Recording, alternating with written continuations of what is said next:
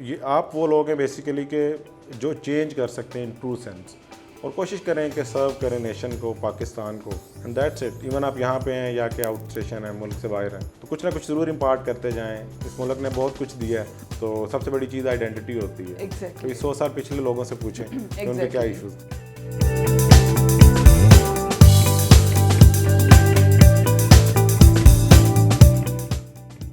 अस्सलाम वालेकुम एवरीवन, मैं हूं आपकी होस्ट मुआफ़ा मलिक। हम और आप विद PNY के एक न्यू शो के साथ। जैसा कि आप सब लोग जानते हैं, PNY ट्रेनिंग्स एक ऐसा प्लेटफॉर्म है जहां हम हज़ारों की तादाद में स्टूडेंट्स को डिफरेंट कोर्सेज करवाते हैं ताकि वो अपनी पर्सनल लाइफ और प्रोफेशनल लाइफ के साथ साथ अपनी फाइनेंस को भी बेहतर बना सकें। और हमारे इस शो का मकसद ही यही है कि हम आप तक लाइफ के हर पर्सपेक्टिव के बारे में कुछ ना कुछ ऐसी मालूमात पहुंचा सकें जो आपको फ़ायदा दे सके और आपकी लाइफ में वैल्यू एडिशन का काम भी हो सके। आज भी हम बहुत ही ज़बरदस्त टॉपिक पे बात करेंगे। स्पेशली आज हम मेडिकल फील्ड के स्टूडेंट्स के साथ लिंक्ड हैं कि हम लोग जब मेडिकल फील्ड चूज़ करते हैं तो हम बड़ा कंफ्यूज होते हैं, पता नहीं आगे जाके क्या होगा। 5 साल की एक स्टडी और बहुत बड़ी इन्वेस्टमेंट है आपकी, इमोशनली भी और मैं कहती हूँ फाइनेंशियली भी।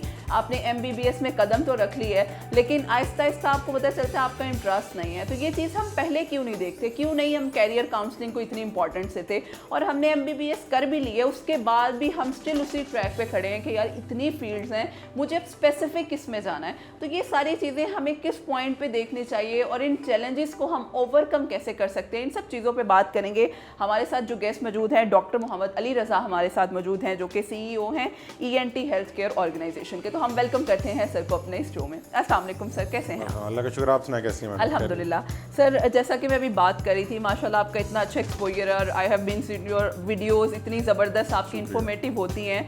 तो सर स्पेशली मेडिकल फील्ड के साथ ही मैं बात करूँगी। बच्चे FSC मैट्रिक करने के बाद FSC प्री मेडिकल की तरफ आते हैं, उस वक्त भी बहुत ज़ोर घर वालों की तरफ से भी होता है हमारे बच्चे ने या बच्ची ने डॉक्टर बनना है जी, डॉक्टर बनना है। लेकिन बच्चे की अपनी जो मेंटल हेल्थ है या उस पर मैं उस वक्त कहूँगी कि माइंडसेट है कि मैंने डॉक्टर बनना है, मैंने आगे करना क्या है, वो फिर भी ब्लैंक ही होता है। तो ऐसा क्यों होता है? अच्छा, इसमें अभी तो एक ट्रेंड चेंज हो रहा है, लोग अब इस चीज़ को समझ रहे हैं कि सिर्फ डॉक्टर ही नहीं बनना है, और भी बहुत कुछ है।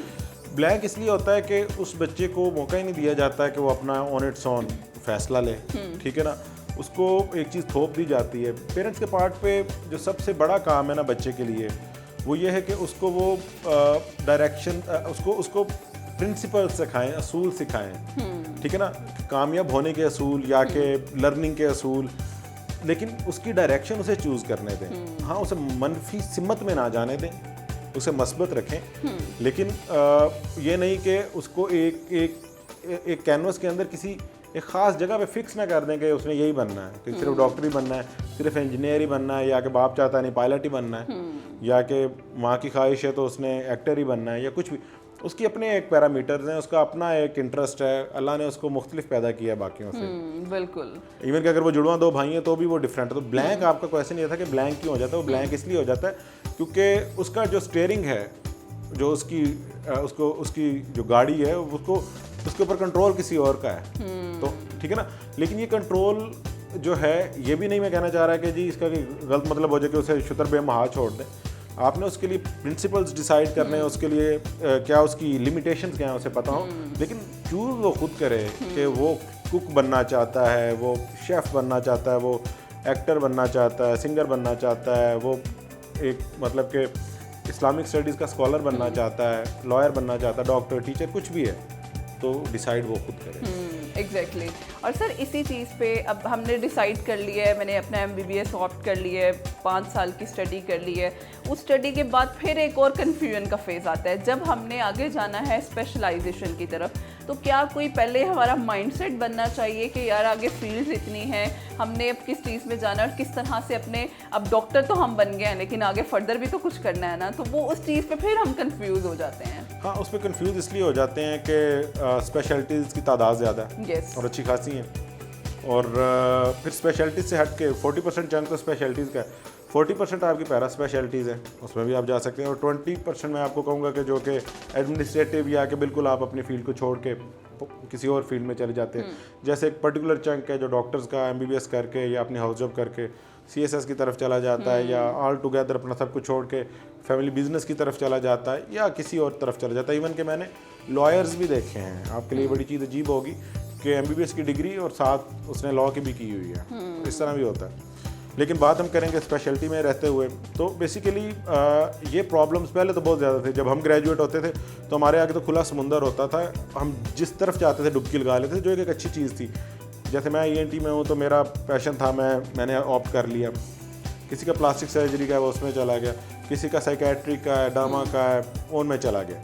लेकिन इस टाइम अगर हम देखें तो जो हमारा पंजाब रेजिडेंसी प्रोग्राम है, जो कि हमें एलोकेट करता है हमारे नए ग्रेजुएट को अपनी हाउस जॉब करने के बाद, उसका एक एग्ज़ाम होता है JCAT का, या कि पार्ट 1 करता है FCPS, और उसके बाद फिर उसकी बनती है मेरिट बनता है। तो अब तो उसने बड़ी चीज़ें नैरो डाउन कर दी हैं कि उसने किस स्पेशलिटी में जाना है, तो बहुत ज़्यादा तो वो डिसाइड नहीं भी कर रहा है, ठीक है ना। लेकिन फिर भी जो टेक होम मैसेज है इस टाइम पे कि third year is the point कि जब बच्चे को सोचना शुरू कर देना चाहिए। फर्स्ट ईयर सेकंड ईयर में तो वो उसकी यही दौड़ लगी रहती है कि मैं मेडिकली आउट ना हो जाऊँ, बड़ी टफ स्टडी में एंटर हो गया होता है, उसको समझ नहीं आ रही थी। 2 साल के बाद वो कोप कर लेता है इन चीज़ों को, जिसने पहले टाइम में 2 साल कर लिए। ये टाइम है particular for third year MBBS people, या कि BDS के जो हैं वो सेकंड ईयर BDS में उनका, क्योंकि फर्स्ट ईयर ही काफ़ी हैवी होता है।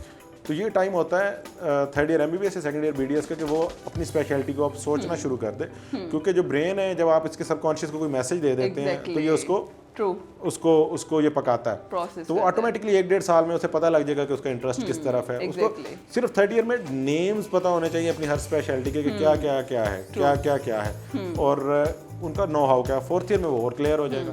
अच्छा, इसी से अगले स्टेप पे मैं सर जाती हूँ। स्पेशलाइजेशन होगी, हम उस फील्ड में अब क्लाइंट्स को फेस कर रहे हैं, मरीजों को देख रहे हैं, तो समटाइम्स हमारे यंगस्टर्स उस चीज़ से बड़ा डर जाते हैं। समटाइम्स हमने देखा पैनिक अटैक आना शुरू हो जाते हैं, जी मैं इस सिचुएशन को हैंडल नहीं कर पा रहा, मुझे डॉक्टर बनने का शौक ज़रूर था लेकिन ये सिचुएशन मेरे से हैंडल नहीं हो पा रही। तो उस फेज़ में फिर सर क्या गाइड करेंगे उन स्टूडेंट्स? अच्छा, ये एक बड़ी ये जो पहले 2 स्टेप है वो तो मैं कहूँगा कि इस स्टेप के सामने बच्चा है, और जो कोई भी इस चीज़ को आपको नहीं सिखाता है।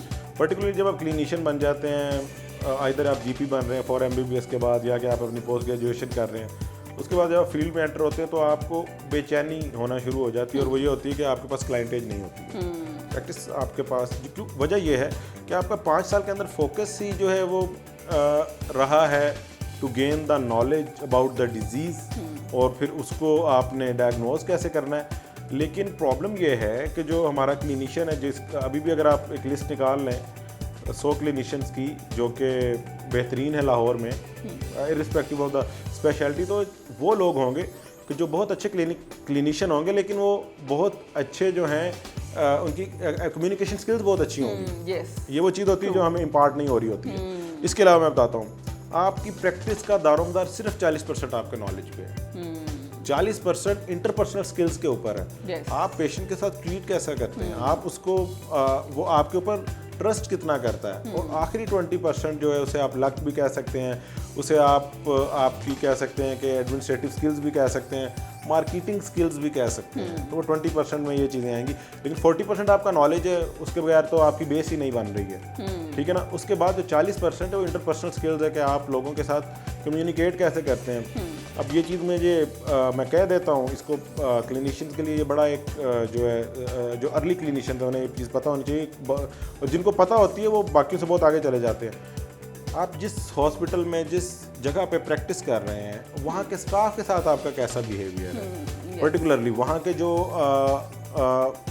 लोग हैं वो आपके बारे में क्या रिप्यूट रखते हैं, वही वो लोग हैं जो आपका वर्ड ऑफ माउथ बनाने जा रहे हैं। आप कमरे के अंदर बैठे, किसी ने आपकी शक्ल नहीं देखी, वो जो बाहर से आपके गार्ड से लेके अंदर तक जो माइंड मेक कर रहे हैं कि वो पेशेंट आपके रूम में जा रहा है या कि आपकी स्पेशलिटी के और डॉक्टर के पास जा रहा है, तो ये सारे अवामल कार फरमा होते हैं। Exactly. और ये इंटरपर्सनल स्किल्स आपको जो बेस्ट है ये आपके मेडिकल कॉलेज में आप सीख सकते हैं। बिल्कुल। तो टेक पार्ट करें को करिकुलर में, एक्टिवेट रहें, सोसाइटीज़ का हिस्सा बने, ट्रिप्स जो आपके सेफ हैं और बाकी यूनिवर्सिटीज़ में उनमें जाएं। तो बेसिकली आपने अपने आप को सिर्फ महदूद क्लिनिकल नॉलेज तक नहीं करना है जो आपकी, और इससे भी बड़ी चीज़, मैंने जब अपना मास्टर्स किया इन हेल्थ एडमिनिस्ट्रेशन, वहाँ हमारे एक HR के बड़े अच्छे उस्ताद होते थे, अभी भी हैं एंड ग्रेट मैन है, उन्होंने हमें कहा कि अगर आप रोज़ाना 5 नए लोगों से नहीं मिलते हो तो आपने कुछ नहीं कमाया। ये बड़ी तब नहीं समझ आई बातें, अब आती हैं। फिर वो ये कहते थे ये जो तुम्हारी 20 की 30 की क्लास है, ये आपकी सारी उम्र का जो नेटवर्क है, इनके साथ लाइज ऑन रखो, इनके साथ जुड़े रहो। वो आपके मुख्तलिफ दुनिया के कोने में लोग मौजूद होंगे, मुख्तलिफ स्पेशलिटीज़ में होंगे, वो आपका फर्स्ट हैंड आपकी नेटवर्किंग है जो आपको हर टाइम अवेलेबल होगी। बिल्कुल, मतलब ये बड़ा इम्पॉर्टेंट है मेरा ख्याल है। डे फर्स्ट से डे एंड तक इन सब पॉइंट्स को अगर हम साथ साथ आहिस्ता आहिस्ता लेकर चलें तो मेरा ख्याल है सक्सेस से हमें कोई रोक नहीं सकता, क्योंकि ये वो चीज़ें हैं जो हमारी अपनी ज़ात के साथ मुंसलिक है। और अगर हम इन चीज़ों पे काम करते हैं तो एक बेहतरीन डॉक्टर, एक बेहतरीन इंसान आप बन सकते हैं। तो मेरा ख्याल है ये बहुत ज़रूरी है और बहुत इंपॉर्टेंट पॉइंट्स हैं। Sir thank you so much once again. लेकिन लास्ट में चाहूँगी सर कोई मैसेज जो आप हमारे प्लेटफॉर्म के थ्रू हमारे यंगस्टर्स को देना चाहें। यंगस्टर्स के लिए सबसे बड़ा जो मैसेज है वो यही है कि दे आर द वन के जो चेंज कर सकते हैं course of this country and of this nation mean Islamic उम्मा। ये आप वो लोग हैं बेसिकली के जो चेंज कर सकते हैं इन ट्रू सेंस, और कोशिश करें कि सर्व करें नेशन को, पाकिस्तान को, एंड दैट्स इट। इवन आप यहाँ पे हैं या कि आउट स्टेशन है, मुल्क से बाहर हैं, तो कुछ ना कुछ ज़रूर इम्पार्ट करते जाएं। इस मुल्क ने बहुत कुछ दिया है, बिल्कुल, ठीक है ना। तो सबसे बड़ी चीज़ आइडेंटिटी होती है। एग्जैक्टली। 100 साल पिछले लोगों से पूछें कि उनके क्या इशूज़ थे, और हमें मेरा ख्याल है इसको पे बैक करना चाहिए, कुछ ना कुछ ज़रूर इम्पार्ट करें। Exactly, thank you so much sir, बड़ा अच्छा मैसेज आपने दिया। और पूरा सेशन ही मेरा ख्याल बहुत इन्फॉर्मेटिव और एक्नॉलेजेबल था कि अगर आप लोग इस फील्ड में हैं या किसी भी फील्ड में हैं तो ये बेसिक चीज़ें हैं जिन्हें हमें लाजमी ध्यान में रखना चाहिए। Sir thank you so much, बहुत अच्छा लगा आपसे बात करके, और मेरा ख्याल है बहुत पॉइंट्स हमने इंपॉर्टेंट जो शेयर किए हैं। And thank you so much all of you. इंशाल्लाह फिर हाजिर होंगी एक न्यू इंटरेक्टिव सेशन के साथ। हमें इजाज़त दीजिएगा। अल्लाह हाफ़िज़।